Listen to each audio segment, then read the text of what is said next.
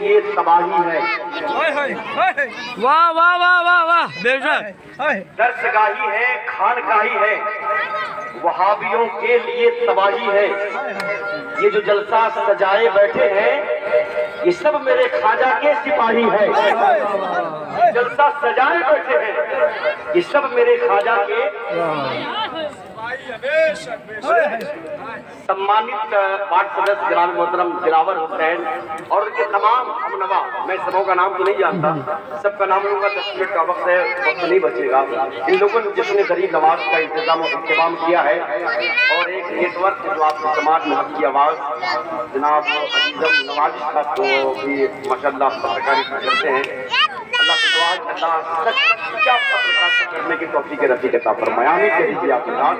ایک شعر اور سنیں، اگر تکلیف نہ ہو تو بیٹھ جائیں تھوڑی دیر، اور اگر کھڑے ہیں آپ کو دقت نہیں تو مجھے بھی کوئی دقت نہیں ہے کہ روزے خواجہ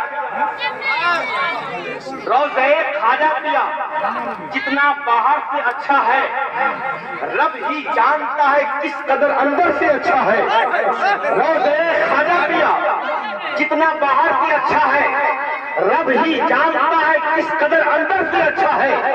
نبی کو آل نبی سے بخش ہو جس کو بھی دنیا میں، نبی وہ آل نبی سے بخش ہو جس کو بھی دنیا میں، نہ وہ اندر سے اچھا ہے نہ وہ باہر سے اچھا ہے۔ نہ وہ آل نبی سے جس کو بھی دنیا میں، نہ وہ اندر سے اچھا ہے نہ وہ باہر سے اچھا ہے، نہ وہ اندر سے اچھا ہے نہ وہ باہر سے اچھا ہے۔ کسی شاعر نے کیا خوب کہا ہے کہ ملک تو ہے میری فرد خطا سنبھالے ہوئے، پھر اس کے بعد ہے سب مصطفیٰ سنبھالے ہوئے۔ نبی کے اسم گرامی کا فیض تو دیکھو، میرے چراغ کو خود ہے ہوا سنبھالے ہوئے، میرے چراغ کو خود ہے ہوا سنبھالے ہوئے۔ اور ہزاروں بزرگوں کی جہاں خان کہاں ہے، ہزاروں بزرگوں کی جہاں خان کہاں ہے، وہ ملک ہے میرے خواجہ پیا سنبھالے ہوئے۔ ہزاروں بزرگوں کی جہاں خان کہاں ہے، وہ ملک ہے میرے خواجہ پیا سنبھالے ہوئے۔ اور ایک شعر پڑھتا ہوں میں، اس شعر کو سننے کے بعد عاشق غوث و خواجہ ورثہ کو خوشی مل جاتی ہے، اور کچھ لوگوں کو اس شعر سننے کے بعد تکلیف ہو جاتی ہے۔ کچھ لوگوں کو تکلیف بھی ہوتی ہے، کچھ لوگوں کو خوشی ہوتی ہے کہ ملک جو ہے میری فرد خطا سنبھالے ہوئے، پھر اس کے بعد ہے سب مصطفیٰ سنبھالے ہوئے۔ بڑا عظیم ہے مسلک امام اعظم کا، بڑا عظیم ہے مسلک امام اعظم کا، ہے اس مسلک کو احمد رضا سنبھالے ہوئے، ہے اس مسلک کو احمد رضا سنبھالے ہوئے۔ بڑا عظیم ہے مسلک امام اعظم کا، ہے اس مسلک کو احمد رضا سنبھالے ہوئے۔ حضرات 5 منٹ کا ٹائم ہے، ایک واقعہ میں مختصر پیش کر دیتا ہوں۔ جب سرکار کی نواز ہندوستان آئے، ہندوستان آپ کے خلیفہ و مرید حضرت قطب الدین بختیار کاکی، جب سرکار غریب نواز نے قطب الدین بختیار کاکی کو مرید کیا تو آپ کو خلافت بھی عطا فرمائی۔ قطب الدین بختیار کاکی کو سرکار کی نواز نے خلافت دی، ارشاد فرمایا قطب الدین تمہیں جو دلی جانا ہوگا، دلی کی سلطنت تم کو عطا کی جاتی ہے۔ قطب الدین بختیار کاکی نے کہا حضور دلی مجھے راس نہیں آئے گا، وہاں میں سیٹلمنٹ نہیں ہو پاؤں گا، وہاں کی آب و ہوا میری طبیعت کے موافق نہیں ہوگی۔ سرکار کی نواز نے کہا تم کو دلی جانا ہی پڑے گا۔ قطب الدین بختیار کاکی دلی کی سرزمین پہنچتے ہیں، سرکار کی نواز کے مرید و خلیفہ ہے۔ قطب الدین بختیار کاکی کے کردار کا حال یہ ہے، ان کے تقویٰ کا حال یہ ہے، ان کی پرہیزگاری کا حال یہ ہے کہ چند دنوں میں دلی کی اطراف و اکناف میں کئی ہزار مرید قطب الدین بختیار کاکی کے ہو گئے۔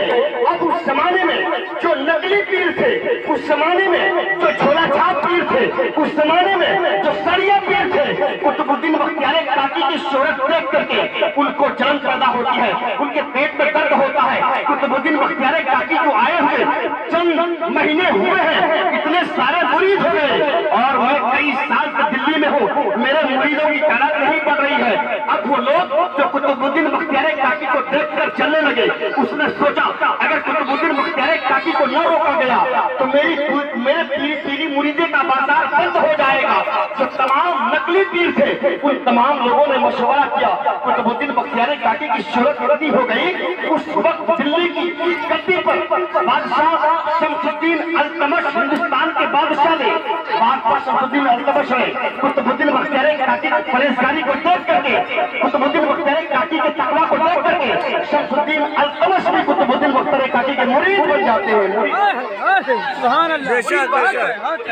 मुरीद कौन हो गए? बादशाह शमसुद्दीन अल्तमश। जो नकली पीर थे वो लोग तमाम कुतुबुद्दीन बख्तियार काकी से हसद करने लगे, चलने लगे।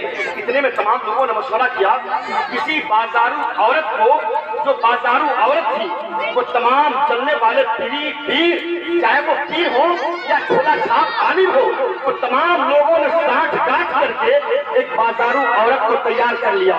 औरत हामिला थी, उसके पेट में बच्चा था।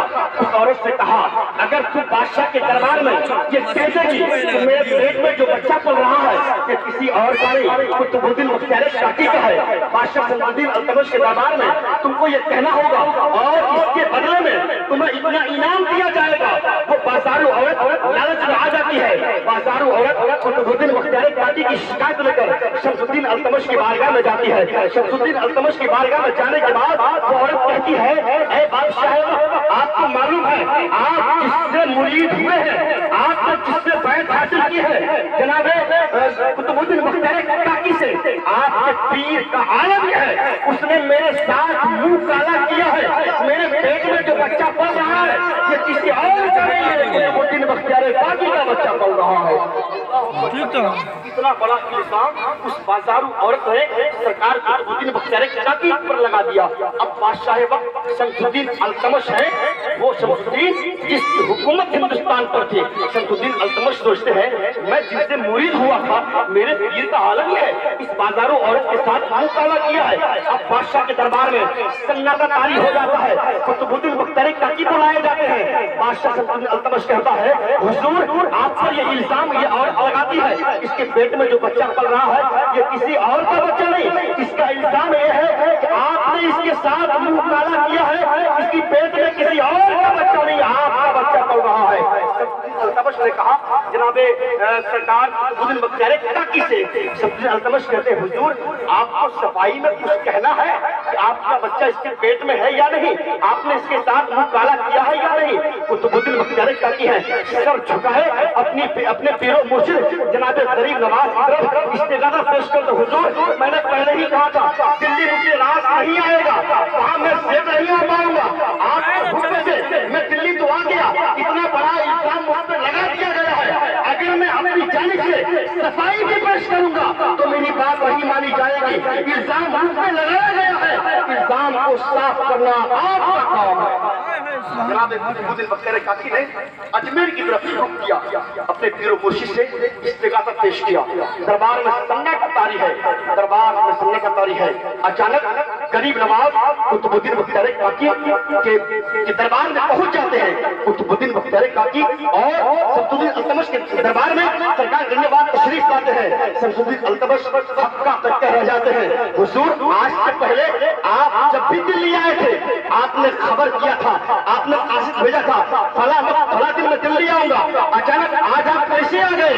जनाबे शमसुद्दीन अल्तमश ने सरकार की नवाज की बारगाह में ये कहा, अचानक कैसे आ गए? फिर नवाज फरमाते हैं, मैं आया नहीं हूँ बल्कि आज तो बुलाया गया। मैं रोजाना अपनी तबीयत से आता था मगर आज मैं आया नहीं हूँ बल्कि कुतुबुद्दीन बख्तियार काकी के बुलाने के मैं यहाँ आया। अब देखिए इतना इस्तिगासा पेश किया सरकार कुतुबुद्दीन बख्तियार काकी ने सरकार की नवाज शमसुद्दीन अल्तमश की बारगाह में आ जाते हैं। सरकार की नवाज ने इरशाद फरमाया, वो औरत कौन है जिसने मेरे खलीफा मेरे मुरीद पर इल्जाम आयद किया है? औरत को सामने लाओ। औरत को सामने लाया जाता है। सरकार की नवाज है, औरत के पेट की तरफ इशारा करते हैं, इरशाद फरमाते हैं, पेट में जो बच्चा है, ये बच्चा बता तू किसका बेटा है, तू किसका बच्चा है, तेरा बाप कौन है? पेट से बच्चा आवाज लगाता है, हुजूर मैं कुतुबुद्दीन बख्तियार काकी का बच्चा नहीं हूँ, मेरी माँ ने फला मर्द के साथ मुंह काला किया है, मैं उसका बच्चा हूँ। कुतुबुद्दीन बख्तियार काकी को अल्लाह अकबर कबीरा।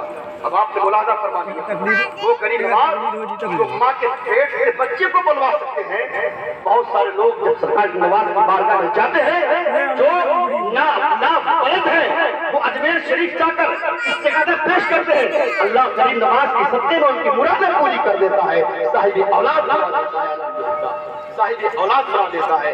بڑا مشہور واقعہ ہے، وقت میرے پاس نہیں